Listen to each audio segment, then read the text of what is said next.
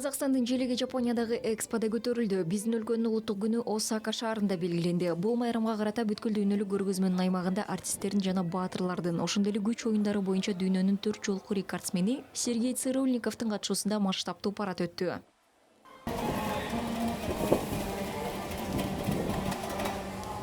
Майрамдын туу чокусу болуп 3000ге жакын көрүүчү чогулган чоң концерт болду. Сахнада Диана Нурпейисова атындагы элдик аспаптар оркестры, этнофольклордук ансамбльдер, ошондой эле бий коллективдери өнөр көрсөттү.